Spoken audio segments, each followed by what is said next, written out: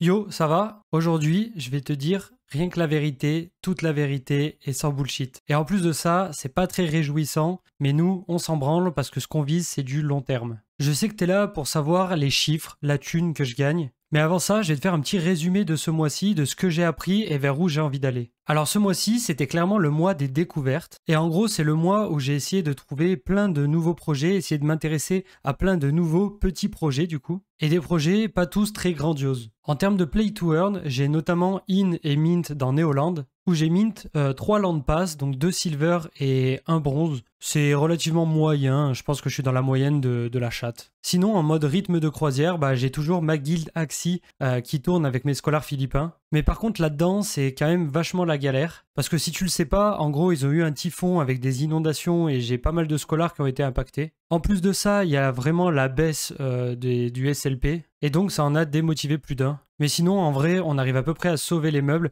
Parce que j'ai un petit noyau de scholars qui est assez motivé et qui est aussi là pour le jeu, pas que pour la thune. Et donc là, en gros, je suis en pleine restructuration, si on peut appeler ça comme ça, pour pouvoir continuer à farmer tranquillement jusqu'à ce qu'il y ait la release de Origin. Sinon, en rythme de croisière aussi, je continue Gods Unchained à fond, je kiffe le jeu et je prends du plaisir à farmer tous les week-ends. Et sur ce jeu, je vais pas m'étendre à fond parce que j'ai fait une vidéo qui apparaît juste là au-dessus avec toutes les infos dont tu as besoin si jamais tu veux te lancer. Donc là, comme je te l'ai dit, c'était vraiment le mois des découvertes parce que du coup, je me suis intéressé à fond à Illuvium, à Amber Sword, à Big Time aussi, à Skyweaver qui est un jeu de cartes qui est hyper innovant et le gameplay, je le kiffe à fond. Et j'ai aussi failli FOMO comme un énorme dégénéré sur Mine of Dalarnia. En gros, Mine of Dalarnia, c'était un play to earn où les mecs, la première soirée, il y en a qui se sont fait 10K de bénéfices. Et même en free-to-play, il y avait moyen de se taper un gros 500 balles dans la soirée. Et donc moi, ni une ni deux, le gros FOMO des familles, j'étais prêt à mettre 1500 balles pour un compte complet, histoire de farmer le deuxième jour. Sauf que le deuxième jour, ça s'est pas passé comme prévu, et il y a plein de gens qui ont perdu toute leur thune. Parce que du coup, le prix des ressources dans Mine of Dalarnia a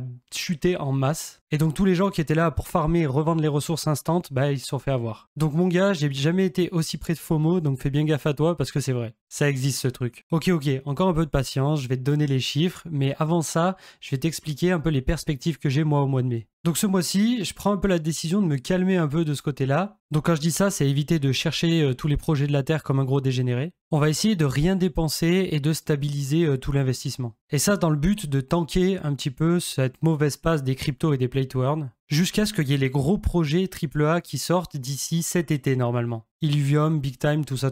Et puis pour le coup, ce qui va pas mal m'aider à faire ça, c'est que je vais partir déjà 2 semaines au Canada, à partir de mi-mai, et je vais essayer de déconnecter un petit peu de tout cet écosystème qui nous ronge le cerveau. Ok, on y vient, et tu l'as vu dans le titre, c'est pas très réjouissant ce mois-ci, mais c'est la vérité, et comme moi, il n'y a pas de bullshit et je suis full transparent, et voilà les chiffres, les vrais chiffres. Du coup, en termes de gains par rapport au freelancing, j'ai pas fait plus de missions que ça. Et ce mois-ci, j'ai simplement fait quelques petits cours de marketing entrepreneurial. Et ça correspond à un chiffre d'affaires de 852 $. En vrai, je gagne des euros, mais je fais la conversion en dollars pour faire l'addition correctement, etc.